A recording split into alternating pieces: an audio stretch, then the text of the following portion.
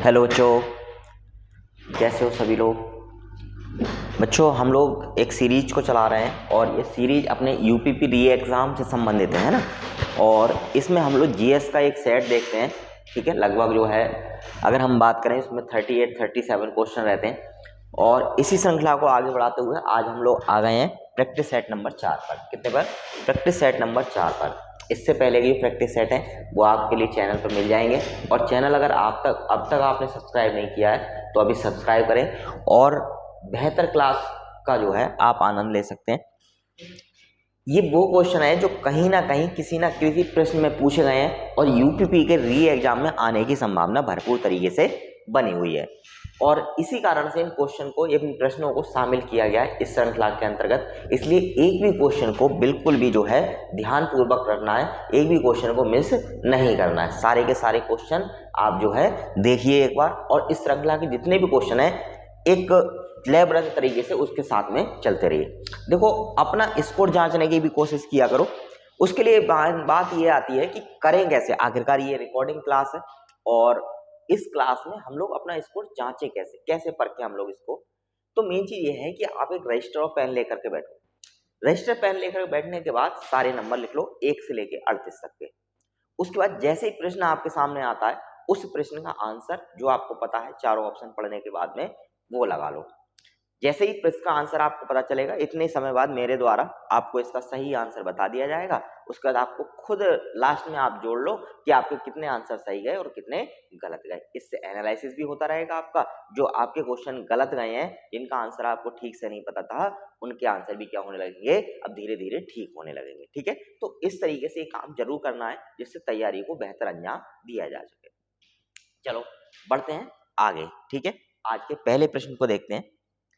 आज का पहला प्रश्न है, निम्नलिखित में से भारतीय अर्थव्यवस्था में सब्सिडी या आर्थिक सहायता, मतलब सब्सिडी और आर्थिक सहायता एक ही होती है, सब्सिडी या आर्थिक सहायता का वर्णन करने के लिए कौन सा विकल्प सही है। यानी बात करी जाए तो भारतीय अर्थव्यवस्था में जो सब्सिडी दी जाती है उसके बारे में पूछना चाहता है कि बताओ उसके बारे में कौन सा प्रश्न जो विकल्प है वो हमारा सही होगा। विकल्प नंबर 1 है, उत्पादन के कारकों को व्यवसायिक उद्यमों द्वारा किया गया भुगतान। दूसरा, यानी जो व्यवसायिक उद्यम होते हैं, फैक्ट्रियां होती हैं, क्या वो उसका भुगतान करती हैं। दूसरा ऑप्शन देखते हैं, देश की सरकार से एक उद्यम या एक उद्योग के लिए धन का हस्तांतरण। यानी देश की सरकार है, हमारी गवर्नमेंट है, वो हस्तांतरण करती है, यानी वो सहायता देती है क्या उद्यमों के लिए, कंपनी के लिए। तीसरा ऑप्शन है, निजी कंपनियों द्वारा शेयर धारकों को किया गया भुगतान।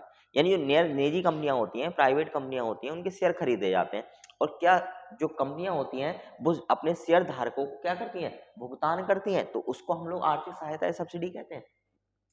चौथा ऑप्शन है, देश की सरकार के लिए एक उद्यम या एक उद्योग द्वारा धन का हस्तांतरण। यानी देश की जो सरकार होती है वो एक उद्योग को सारा पैसा दे देती है, उसको हस्तांतरित कर देती है, उसको आर्थिक सहायता या सब्सिडी कहते हैं।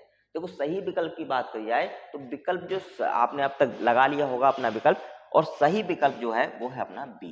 कौन सा है? बी।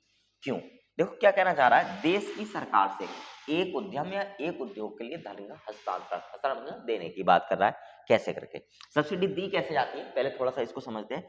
मान के चलो कंपनी ए है, ठीक है, कोई कंपनी ए है और ये एक प्रोडक्ट तैयार करती है और उस प्रोडक्ट को मार्केट में 30 रुपए पर बेचती है। कितने रुपए पर? 30 रुपए पर उसको बेचती है। ठीक, चलो आगे वाले पेज पे देख लेते हैं। देखो, मान लिया कंपनी क्या है, कोई कंपनी ए है और ये ए कंपनी अपने किसी प्रोडक्ट को 30 रुपए में बेचती है, यानी मार्केट में इसका खुदरा मूल्य कितना है? 30 रुपए। ठीक है, लेकिन मुख्य तौर पर बात करी जाए इसका जो खुदरा मूल्य है वो कितना है? 30 रुपए है। लेकिन वहीं पर अगर बात करी जाए तो जब इस प्रोडक्ट को हम लोग खरीदते हैं या जनता खरीदती है, ठीक है, क्या खरीदती है?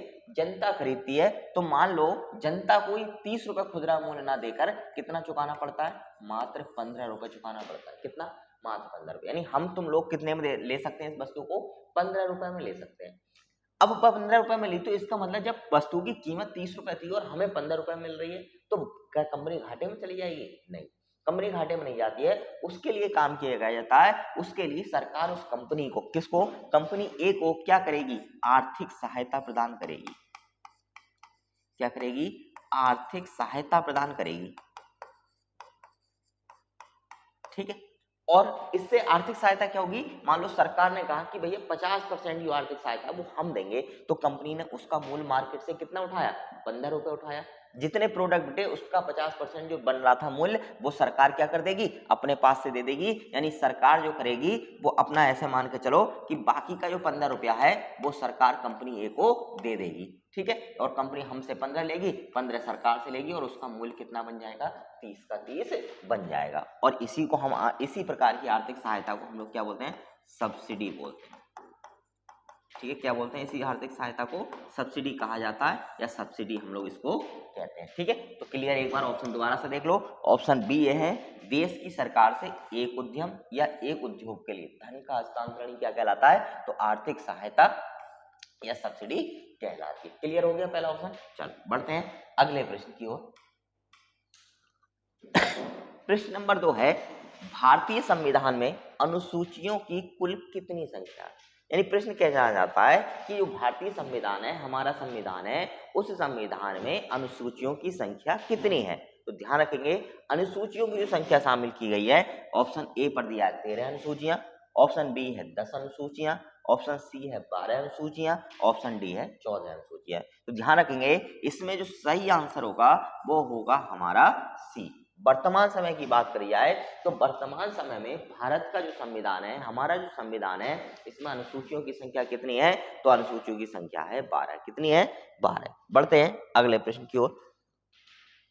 अगला प्रश्न है, जीएसटी के लिए संविधान संशोधन के परिणाम स्वरूप संविधान में निम्नलिखित में से कौन सा अनुच्छेद डाला गया है, कह सकते हैं समाहित किया गया या घटाया गया, ठीक है। निम्न में से कुछ भी बात कह सकते हैं। पहले बात कर लेते हैं जीएसटी की। कभी कभार इसकी फुल फॉर्म आ जाती है, क्या जाती है, फुल फॉर्म आ जाती है। तो इसकी फुल फॉर्म होती है गुड्स एंड सर्विस टैक्स। क्या होती है, गुड्स एंड सर्विस टैक्स। और इसको कहा जाता है वस्तु एवं सेवा कर। क्या कहा जाता है, वस्तु एवं सेवा कर, ठीक है। तो जीएसटी की फुल फॉर्म क्या होती है, जीएसटी की फुल फॉर्म होती है वस्तु एवं सेवा कर, ठीक है। पूछ लेते हैं कब संशोधन में शामिल किया गया या किसमें इसको समाहित किया गया। तो ध्यान रखेंगे, ऑप्शन ए इसके लिए सही होगा, अनुच्छेद 246 ए के द्वारा। किसके द्वारा, अनुच्छेद 246 ए, ठीक है। इसके द्वारा जीएसटी को संविधान में क्या किया गया, शामिल किया गया था। पहले अलग अलग प्रकार के बहुत सारे टैक्स लगते थे, लेकिन सबके लिए, यानी राज्य सरकार, केंद्र सरकार, सबके लिए कॉमन टैक्स बनाया गया, और उसी को हमने क्या नाम दिया है, जीएसटी का नाम दिया है, या गुड्स एवं सर्विस टैक्स का नाम दिया है, या कह सकते हैं वस्तु एवं सेवा कर का नाम दिया है। बढ़ते हैं अगले प्रश्न की ओर। अगला प्रश्न है, सिंगापुर की मुद्रा कौन सी है। देखो क्या पूछ रहा है, सिंगापुर की मुद्रा कौन सी है, यानी सिंगापुर में कौन सी मुद्रा चलती है। तो ध्यान रखेंगे, ऑप्शन ए सिंगापुर स्टर्लिंग चलता है, सिंगापुर डॉलर चलता है, सिंगापुर रुपया चलता है, सिंगापुर येन चलता है। ध्यान रखेंगे, सही मुद्रा की अगर बात करी जाए तो सही मुद्रा जो चलती है, यानी सही ऑप्शन जो होगा वो होगा सिंगापुर डॉलर। क्या होगा, सिंगापुर डॉलर। बात आती है जो डॉलर नॉर्मली जिसमें ट्रेड्स किया जाता है, उस डॉलर में इसमें अंतर होता है, हाँ वैल्यू में अंतर होता है, लेकिन फिर डॉलर ही क्यों कहा जाता है। तो जैसे अगर बात करी जाए तो भारत की बात करें मुख्य तौर पर, भारत में जो पैसा चलता है उसको हम लोग क्या बोलते हैं, रुपया। क्या बोलते हैं, रुपया। तो क्या सिर्फ भारत में चलता है, नहीं, इसके अलावा भी अन्य देशों में चलता है। अन्य देशों में चलता है, इसका मतलब हमारा वाला रुपया चलता है, वो नहीं चलता है भाई, ठीक है। तो हमारा वाला नहीं चलता, बल्कि सबका अपना अपना रुपया होता है, उसको रुपया कहा जाता है। तो जैसे हमारे रुपये की बात आएगी तो कौन सा चलता है हमारे में, भारतीय रुपया। कौन सा चलता है, भारतीय रुपया। भारत में कौन सा चलता है, भारतीय रुपया चलता है, ठीक है। तो इस तरीके से क्या हो, अलग अलग जो है मुद्राओं के नाम हो सकते हैं, लेकिन वो अलग अलग जगहों पर चल सकती है, ठीक है। बढ़ते हैं अगले प्रश्न की ओर। अगला प्रश्न है, पानी का घनत्व अधिकतम होता है, यानी ये पूछा जाए कि पानी का जो घनत्व है वो अधिकतम किस डिग्री सेंटीग्रेड पर हो जाता है, या किस डिग्री सेंटीग्रेड पर पानी का घनत्व सर्वाधिक होता है, ठीक है। देखो ऑप्शन ए है 100 डिग्री सेंटीग्रेड पर, ऑप्शन 4 है, वो बी है 4 डिग्री सेंटीग्रेड पर, सेल्सियस पर, 0 डिग्री सेल्सियस पर, या 4 डिग्री सेल्सियस पर, ठीक है, -4 डिग्री सेल्सियस पर। तो ध्यान रखेंगे, इसका सही ऑप्शन होगा ऑप्शन बी 4 डिग्री सेल्सियस पर। देखो 100 डिग्री की बात करी जाए तो 100 डिग्री तो पानी का क्या होता है, क्वथनांक होता है, यानी 100 डिग्री सेंटीग्रेड पर आते आते पानी क्या हो जाता है, उबलने लगता है, उबलने लगता है। ठीक है, 100 डिग्री सेंटीग्रेड पर आता है तो क्या हो जाता है, जैसे ही 100 डिग्री होता है पानी का उबलना क्या हो जाता है, शुरू हो जाता है। ठीक है, बढ़ते हैं अगले प्रश्न की ओर। अगला प्रश्न है 82 डिग्री 30 ईस्ट जिसे भारत के मानक मेरिडियन के रूप में चुना गया है, उत्तर प्रदेश के किस जिले से होकर गुजरता है या गुजरती है। ठीक है, देखो जिले की बात करी जाए तो ऑप्शन ए है हमारे पास कानपुर जिला, ऑप्शन बी है आगरा जिला, ऑप्शन सी है इलाहाबाद जिला, ऑप्शन डी है हमीरपुर जिला। यानी अगर बात करी जाए तो इस 82 डिग्री की बात करें हम लोग तो इस चीज में मानक मेरिडियन माना गया है भारत में, ये उत्तर प्रदेश के निम्न में से कौन से जिले में से होकर गुजरती है। तो ध्यान रखेंगे ये गुजरती है हमारे इलाहाबाद में होकर के। कौन से जिले से होकर के बेटा, तो ध्यान रखेंगे ये मानक मेरिडियन जो गुजरती है वो उत्तर प्रदेश के कौन से जिले से होकर गुजरती है, तो इलाहाबाद जिले से होकर के गुजरती है। ठीक है, बढ़ते हैं अगले प्रश्न की ओर। अगला प्रश्न है भारत में स्वतंत्रता के बाद से कितनी बार नोटबंदी हुई है, यानी अब तक जो है कितनी बार नोटबंदी की जा चुकी है। देखो नोटबंदी की बात करिए तो एक नोटबंदी तो सबने देखी होगी, और वो किसके सरकार द्वारा की गई, तो मोदी सरकार द्वारा या कह सकते हैं बीजेपी की सरकार द्वारा। ठीक है, बीजेपी की सरकार द्वारा क्या की गई, नोटबंदी की गई। लेकिन अगर बात करें इससे पहले की लोक करवट तो कितनी बार हो चुकी है, तो टोटल की बात करें इससे पहले एक बार और हुई थी। क्या हुई थी, एक बार और हुई थी, और उस एक बार की बात करें तो टोटल अब तक कितनी बार हो गई, 2 बार हो गई। कितनी बार हो गई, 2 बार। यानी भारत में अब तक कितनी बार नोटबंदी हुई है, तो 2 बार नोटबंदी हुई है। कभी भी भारत सरकार को मुद्रा का मूल्य चेंज करना होता है या कहीं ना कहीं ऐसा लगता है कि जो मुद्रा पुरानी मुद्रा है उससे कहीं नुकसान हो रहा है अर्थव्यवस्था को, तब ये नोटबंदी जैसी समस्याओं का सामना करना पड़ता है। नोटबंदी बातें जो है वो सरकार को लानी पड़ती हैं। ठीक है, बढ़ते हैं अगले प्रश्न की ओर। अगला प्रश्न है उत्तर प्रदेश सरकार को वर्ष 2020-21 में निम्नलिखित में से किस क्षेत्र में वस्तु एवं सेवा कर, भाई जीएसटी कर के रूप में सबसे अधिक राजस्व प्राप्त करने की उम्मीद है, यानी सबसे ज्यादा उत्पादन कहां से होगा। ऑप्शन ए है सीमा शुल्क से सबसे ज्यादा जीएसटी मिलेगी, राज्य उत्पादन शुल्क से सबसे ज्यादा जो जीएसटी मिलेगी, केंद्रीय उत्पादन शुल्क से सबसे ज्यादा जीएसटी मिलेगी, या बिक्री और व्यापार कर से सबसे ज्यादा जीएसटी प्राप्त होगी। तो ध्यान रखेंगे राज्य एवं उत्पादन शुल्क के द्वारा, किसके द्वारा, राज्य एवं उत्पादन शुल्क के द्वारा सबसे ज्यादा क्या मिलेगा, जीएसटी प्राप्त करने की क्या रखी गई है, उत्तर प्रदेश सरकार की उम्मीद रखी गई है। ठीक है, पढ़ते हैं अगले प्रश्न की ओर। अगला प्रश्न, भारत में जैन मान्यताओं के अनुसार एक तीर्थंकर को एक तीर्थ के संस्थापक के रूप में परिभाषित किया गया है।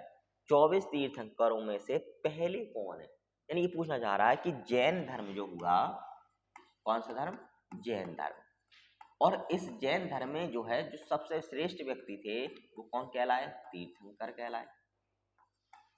क्या कहलाए, तीर्थंकर कहलाए, और इनकी संख्या कितनी है, तो 24 है। कितनी है, 24 है।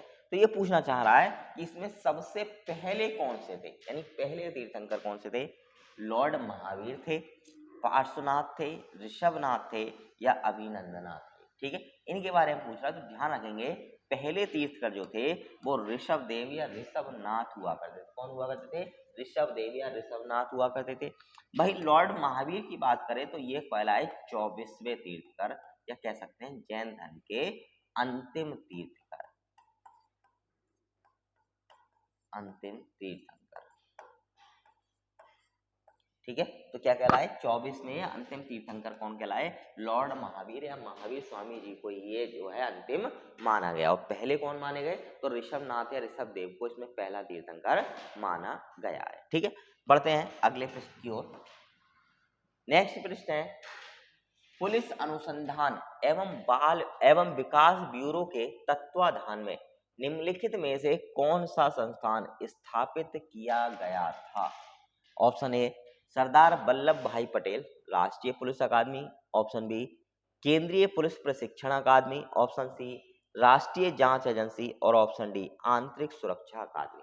यानी निम्न में से कौन से को जो है चुना गया है, कह सकते हैं कौन से को बनाया गया है। तो ध्यान रखेंगे केंद्रीय पुलिस प्रशिक्षण अकादमी के लिए, किसके लिए, केंद्रीय पुलिस प्रशिक्षण अकादमी के लिए क्या किया गया है, पुलिस अनुसंधान एवं विकास ब्यूरो के तत्वाधान में निर्मित किया गया है, स्थापित किया गया है। अगले प्रश्न की ओर बढ़ते हैं। अगला प्रश्न है निम्नलिखित में से कौन सी वेबसाइट 3 आयामी तरीके से किसी विशिष्ट जगह को व्यक्त और रिव्यू करने में मदद करती है। 3 आयामी का मतलब होता है 3D टेक्नोलॉजी के लिए, या 3 बीमारियां जो दिखाती है, या 3D इमेज बनाने में या उसको दिखाने में, किसी जगह को बनाने में कौन सी वेबसाइट कारगर है, या कह सकते हैं कौन सी वेबसाइट ऐसा काम कर सकती है। देखो यहाँ पे बात यह है कि खुद दिमाग लगाओ थोड़ा सा कि आखिर ऐसी कौन सी चीज है जिससे हम पता करते हैं कि किसी भी स्ट्रक्चर जो 3D, जो हमारी बिल्डिंगें वगैरह हैं, गली हैं, स्ट्रीट्स हैं, वो 3 आयाम में देखें, 3D में दिखती हैं। ऑप्शन ए है गूगल अर्थ से दिखती हैं, ऑप्शन बी है गूगल मेल से दिखती हैं, ऑप्शन सी है गूगल डेस्कटॉप पे दिखती हैं, या गूगल वीडियो प्लेयर पे दिखती हैं। तो देखो सही आंसर की बात करें बेटा, सही आंसर होगा गूगल अर्थ। कौन सा होगा, गूगल अर्थ। गूगल अर्थ के अगर हम डालेंगे, जब भी सर्च करना हो तो सर्च करना google-earth.com, तब उस पर देखोगे तुम्हारे यहाँ की, अगर लोकेशन अपने यहाँ की सिलेक्ट करते हो तो क्या होगा, तुम्हारे यहाँ का जितना भी एरिया है उसकी 3D जो इमेज है वो गूगल अर्थ क्या होगा, दिखाने लगेगा, प्रेजेंट करने लगेगा। ठीक है, और यही प्रश्न क्या कर रहा है, पूछना चाह रहा है। ठीक है, बात करते हैं अगले प्रश्न को लेकर के। अगला प्रश्न है एम्पियर का एसआई इकाई क्या है, या एम्पियर का एसआई मात्रक क्या होता है। प्रकाश की तीव्रता होती है, विद्युत प्रभाव होता है, विद्युत आवेश होता है, या चुंबकीय क्षेत्र होता है। यानी निम्न में से कौन सा होता है, इस बात का क्या रखना है, ध्यान रखना है। तो ध्यान रखना एम्पियर जो होता है वो विद्युत प्रवाह की एसआई मात्रक होता है, या एसआई इकाई होती है। ठीक है, बढ़ते हैं अगले प्रश्न की ओर। अगला प्रश्न है निम्नलिखित में से कौन सा विटामिन B6 का दूसरा नाम है। तो ध्यान रखना पायराडॉक्सिन। कौन सा नाम है, B6 का पायराडॉक्सिन नाम जो है इसका होता है। ठीक है, बढ़ते हैं अगले प्रश्न की ओर। अगला प्रश्न है केंद्रीय पुलिस प्रशिक्षण अकादमी कहाँ स्थित है। ऑप्शन ए हैदराबाद में स्थित है, नई दिल्ली में स्थित है, नागपुर में स्थित है, या भोपाल में स्थित है। पहली बात तो ये ध्यान रखो, पूछ किसके बारे में रहा है, तो केंद्रीय पुलिस प्रशिक्षण अकादमी के बारे में पूछा। किसके बारे में, केंद्रीय पुलिस प्रशिक्षण अकादमी के बारे में, और ये स्थित है अपने भोपाल में। कहाँ पर स्थित है, भोपाल में। और भोपाल की बात करिए तो भोपाल किस स्टेट में आता है, मध्य प्रदेश में। ठीक है, कौन से प्रदेश में है, तो मध्य प्रदेश में। अगर स्टेट पूछ ले तो मध्य प्रदेश में, जगह पूछ ले तो भोपाल का ही है हमारे पास ऑप्शन। ठीक है, चलो बढ़ते हैं अगले प्रश्न की ओर। नेक्स्ट प्रश्न है हमारा इरिडियम परत की खोज किसने की और नोबेल पुरस्कार भी जीता। यानी इरिडियम जो परत है उसकी खोज किसके द्वारा की गई, जिसके लिए उन्हें क्या दिया गया, नोबेल पुरस्कार दिया गया था या प्रदान किया गया था। पहला है ऑप्शन हेनरी मोसेली, दूसरा है पियरे क्यूरी, तीसरा है सेंटियागो रोमेन, चौथा है लुइस अल्वारेज। यानी ऑप्शन अगर हम बात करें सही की तो ध्यान रखेंगे ऑप्शन डी हमारा सही होगा, लुइस अल्वारेज। कौन सा ऑप्शन सही होगा, लुइस अल्वारेज हमारा ऑप्शन क्या होगा, सही होगा। बढ़ते हैं अगले प्रश्न की ओर। 16 मार्च 2020 में उत्तर प्रदेश सरकार द्वारा जारी आंकड़ों के अनुसार उत्तर प्रदेश के निम्नलिखित में से कौन से राज्य की जीडीपी में न्यूनतम योगदान रहा। चित्रकूट का रहा, श्रावस्ती का रहा, महोबा का रहा, या सोनभद्र का रहा। ठीक है, तो ध्यान रखेंगे सबसे कम जो अगर बात करी जाए सबसे कम या न्यूनतम योगदान जो रहा वो श्रावस्ती में रहा। कौन से में रहा, श्रावस्ती में रहा था। ठीक है, बढ़ते हैं अगले प्रश्न की ओर। अगला प्रश्न है उस देश का नाम बताइए जिसके साथ भारत ने नवंबर 2019 में न्यायिक और अन्य कानूनी क्षेत्र में सहयोग करने के लिए समझौता विज्ञापन पर हस्ताक्षर किए थे। यानी किसके साथ समझौता विज्ञापन पर हस्ताक्षर किए गए, तो ध्यान रखेंगे ये किए गए थे बेटा श्रीलंका के साथ। किसके साथ में, श्रीलंका के साथ में। और श्रीलंका क्या है, हमारा पड़ोसी देश भी है। क्या है, पड़ोसी देश में भी इसका नाम आता है। तो मेन चीज क्या है, श्रीलंका के साथ में क्या किया गया था, समझौता ज्ञापन किया गया था। अगला प्रश्न है, निम्नलिखित में से कौन सी पुस्तक अलेक्जेंडर ड्यूमास द्वारा लिखी गई है। अच्छा बेटा, एक चीज का ध्यान रखना हमेशा कि जो तरीका मैंने वीडियो के प्रारंभ में तुम्हें बताया था उस पर जरूर अमल करना। कारण यह है, उस पर अगर अमल करोगे तो बेनिफिट इतना ज्यादा होगा, कुछ कहने की नहीं। क्यों होगा? होगा इसलिए कि एक तो तुम्हें यह पता चलेगा कि वास्तव में हमारी जो तैयारी है वो कहाँ तक हो चुकी है। दूसरा ये रहेगा कि जितने भी क्वेश्चन तुम्हारे गलत हुए हैं उनके सही आंसर तुम्हें पता चल जाएंगे वीडियो लिखते समय, जिससे कि क्या होगा, आगे जो गलत होने की संभावना है वो पूर्ण रूप से खत्म हो जाएगी अगर तुम दोबारा से इनके सारे आंसर रिपीट कर लोगे या एक बार रिवाइज कर लोगे तो। इसलिए जो तरीका मैंने वीडियो के प्रारंभ में बताया उसको जरूर आजमाओ और उसी के द्वारा जो है सारे प्रैक्टिस सेट लगातार कंटिन्यू करते चले जाओ। हर दिन आपका एक प्रैक्टिस सेट मिलेगा और हर दिन बस आप कुछ समय दे करके लगभग आधा से 30 मिनट से लेकर 45 मिनट का जो भी समय रहेगा वीडियो का उतना देते चले जाओ और जीएस आपकी क्या होती जाएगी, पक्की होती चली जाएगी। एकदम मजबूत जो है जीएस में आप बनते चले जाओगे। इसलिए उस तरीके को जरूर आजमाओ। देखो ऑप्शन देखते हैं, द थ्री मैस्केटियर्स ने, the adventures of Tom Sawyer ने लिखी है, the decline and fall of Roman empire द्वारा, या कह सकते हैं द ओल्ड मैन एंड सिद्धि। अच्छा, निम्न में से इस के द्वारा लिखी हुई पुस्तक का नाम पूछा है, कोई बात नहीं है, ठीक है। तो निम्न में से कौन सी पुस्तक अलेक्जेंडर ड्यूमास के द्वारा लिखी गई है, ये पूछना चाह रहा है प्रश्न। देखो सही आंसर की बात करें तो सही ऑप्शन है इसमें द थ्री मस्केटियर्स द्वारा। किसके द्वारा? द थ्री मस्केटियर्स के द्वारा ये पुस्तक जो है लिखी गई है, ये कह सकते हैं वो सॉरी ये पुस्तक लिखी गई किसके द्वारा? अलेक्जेंडर ड्यूमास के द्वारा। बढ़ते हैं अगले प्रश्न पर। निम्नलिखित में से कौन से दिन केंद्रीय रिजर्व पुलिस बल की स्थापना की गई, यानी सीआरपीएफ की स्थापना को लेकर के पूछना चाह रहा है प्रश्न कि कौन से दिन इसकी स्थापना की गई थी। ऑप्शन ए है 14 अप्रैल को, ऑप्शन बी है 14 जुलाई को, 8 मार्च को, या 27 जुलाई के लिए। यानी सही आंसर क्या होगा, तो ध्यान रखेंगे सही आंसर होगा ऑप्शन डी हमारा। कब? 27 जुलाई के लिए। कब के लिए? 27 जुलाई के लिए। ठीक है, बढ़ते हैं नेक्स्ट प्रश्न की ओर। नेक्स्ट प्रश्न है 2018-19 की अवधि के दौरान राष्ट्रीय मानव अधिकार आयोग के अध्यक्ष कौन रहे थे, यानी 2018 से 19 के मध्य राष्ट्रीय मानव अधिकार आयोग के अध्यक्ष कौन रहे। ऑप्शन ए है एच.एल. दत्तू रहे, बी है प्रफुल्ल चंद्र पंत रहे, जयदीप गोविंद रहे, या पिनाकी चंद्र घोष रहे, या निम्न में से किसको चुना गया था। तो ध्यान रखेंगे चुना गया था एच.एल. दत्तू के लिए। किसके लिए? एच.एल. दत्तू के लिए चुना गया था और यही वर्ष 2018 से 19 तक क्या रहे थे? राष्ट्रीय मानव अधिकार आयोग के अध्यक्ष रहे थे। बढ़ते हैं नेक्स्ट प्रश्न की ओर। नेक्स्ट प्रश्न है भारत के थार रेगिस्तान में कच्छ का रण भारत के निम्नलिखित में से किस राज्य में अवस्थित है, या किस राज्य में स्थित है। Option A Gujarat, option B Rajasthan, Maharashtra, या पंजाब में। सही आंसर की अगर इसमें बात कर ले बेटा तो सही आंसर होगा अपना गुजरात। कौन सा होगा? गुजरात। कच्छ का रण जो स्थित है वो कहाँ पर है? गुजरात में। कच्छ का रण, ठीक है, कहाँ पर है ये? तो गुजरात स्टेट में हमारे भारत में स्थित है कच्छ का रण। बढ़ते हैं अगले प्रश्न की ओर।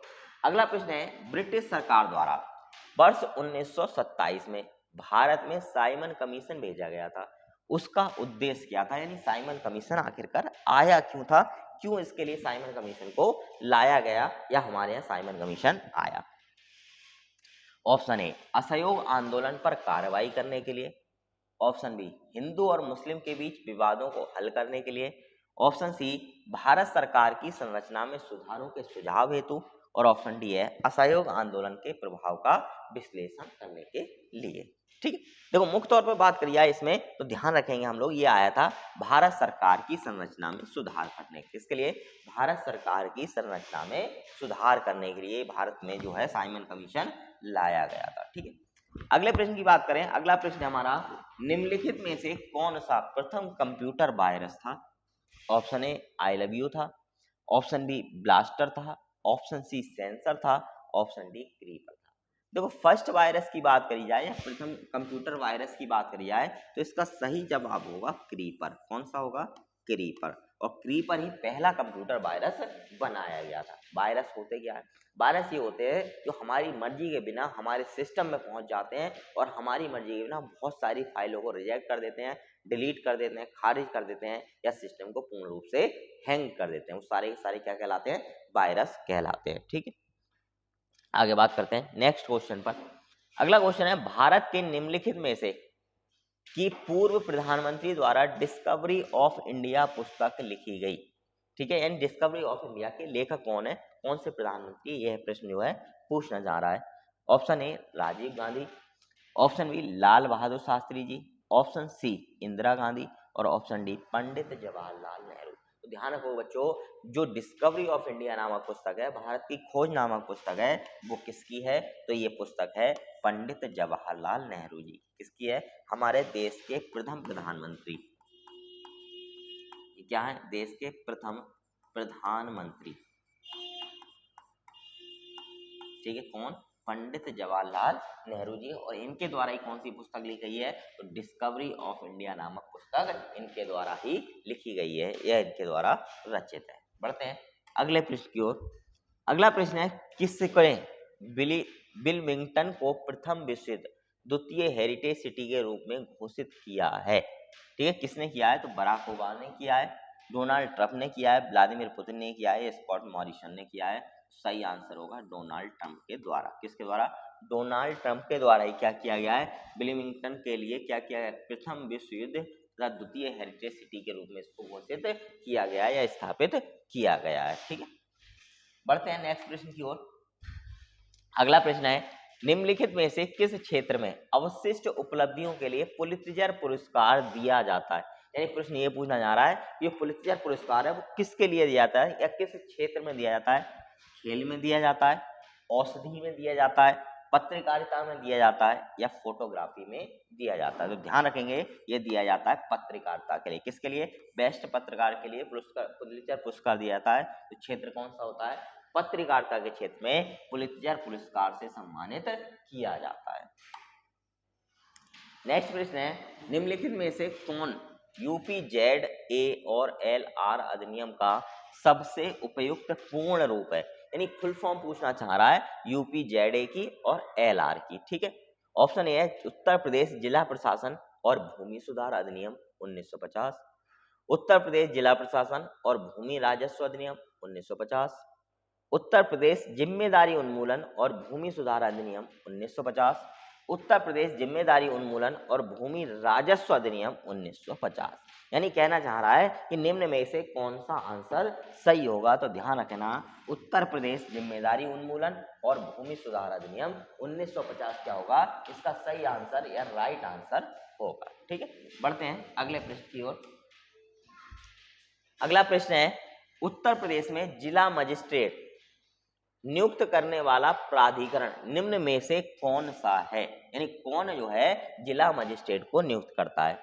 केंद्रीय रिजर्व पुलिस बल करता है, उत्तर प्रदेश सरकार करती है, संघ लोक सेवा आयोग करता है, या गृह मंत्रालय और विदेश मंत्रालय के द्वारा इसको घोषित किया जाता है? ध्यान रखेंगे, सही आंसर होगा उत्तर प्रदेश सरकार के द्वारा। किसके द्वारा?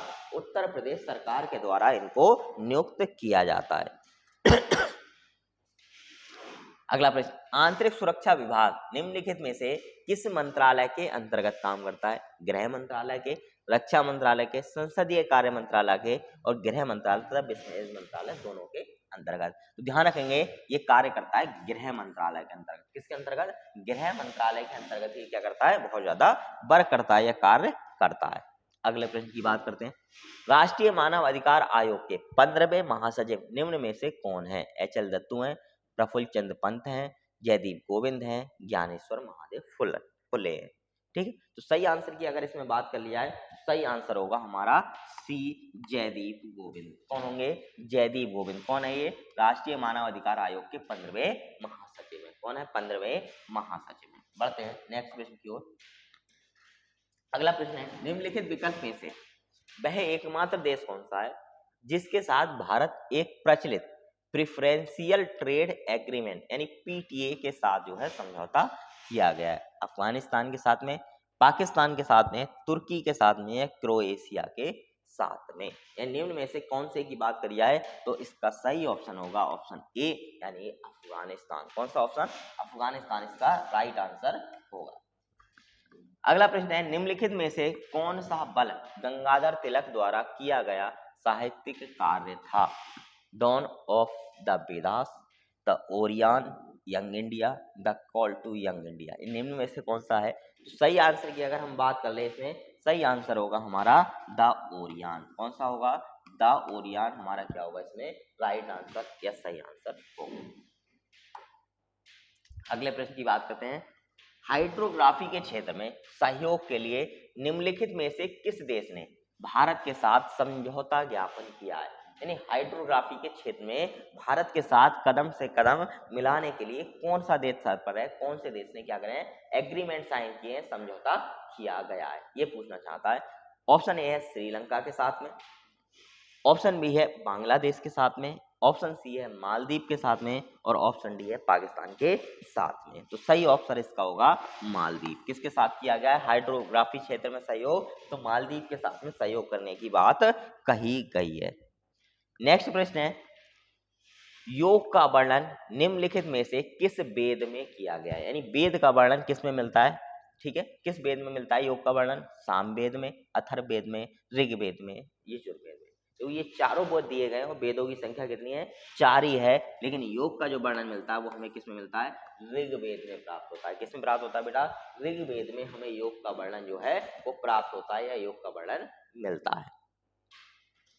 नेक्स्ट प्रश्न है हमारा चार्टर ने संयुक्त राष्ट्र के प्रमुख अंगों की स्थापना की। संयुक्त राष्ट्र में कितने मुख्य निकाय समितियां हैं? ठीक है, अगर समितियों की बात करें तो ऑप्शन ए है हमारे पास 7, ऑप्शन बी है 8, ऑप्शन सी है 6 और ऑप्शन डी है हमारा 5। ठीक है, सही आंसर की अगर हम बात कर लें तो ऑप्शन सी हमारा सही है और ऑप्शन सी में नंबर है कितना? 6। तो कितनी निकाय समितियां हैं? तो 6 निकाय समितियां यहाँ पर स्थापित की गई। कहाँ पर? संयुक्त राष्ट्र में। कहाँ पर? संयुक्त राष्ट्र में। नेक्स्ट क्वेश्चन है अपना भारत और नेपाल के बीच विवाद निम्नलिखित में से किस क्षेत्र की सीमा के लिए है? ऑप्शन ए बनबसा के लिए, ऑप्शन बी काला पानी के लिए, ऑप्शन सी जोगबनी के लिए, ऑप्शन डी रुपईडीहा के लिए। तो ध्यान रखेंगे ये जो विवाद चल रहा है ये है काला पानी विवाद। कौन सा है? काला पानी विवाद। यानी काला पानी क्षेत्र की सीमा है, इसीलिए क्या चल रहा है? लगातार विवाद चल रहा है। ठीक है, बढ़ते हैं अगले प्रश्न की ओर।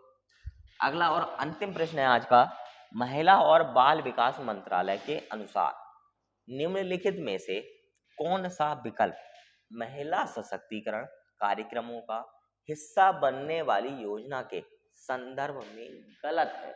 ठीक है, सही नहीं पूछ रहा, गलत है। यानी कौन सा संबंधित महिलाओं से नहीं है ये भी हम कह सकते हैं। ऑप्शन ए है बेटी बचाओ बेटी पढ़ाओ, ऑप्शन बी है आयुष्मान भारत योजना, ऑप्शन सी है महिला ही हॉट और ऑप्शन डी है स्वाधार गृह। क्या है? ऑप्शन डी स्वाधार गृह। 4 की अगर हम बात करें निम्न में से कौन सा महिला सशक्तिकरण को मुद्दा नहीं है? ध्यान रखना आयुष्मान भारत योजना। कौन सा है? आयुष्मान भारत योजना। ठीक है, ये ऑप्शन बी हमारा क्या होगा? सही होगा। उम्मीद करता हूं जैसा मैंने वीडियो की शुरुआत में आपसे एक बात कही थी और शायद आपने भी वादा किया था उस वादे पर आप खरे उतरे होंगे और आपने अपना स्कोर जरूर बनाया होगा। आपका जितना भी स्कोर आता है उस स्कोर को एक बार शेयर जरूर करें, यानी कमेंट बॉक्स में अपना अपना स्कोर सभी लोग बताएं। ठीक है, जिससे जो है एक दूसरे का मनोबल बढ़ाया जा सके और उस स्कोर को बेहतर किया जा सके। ऐसे ही मिलेंगे हम लोग एक नए टॉपिक को लेकर के, एक नए प्रैक्टिस सेट को लेकर के। तब तक के लिए जय हिंद जय भारत।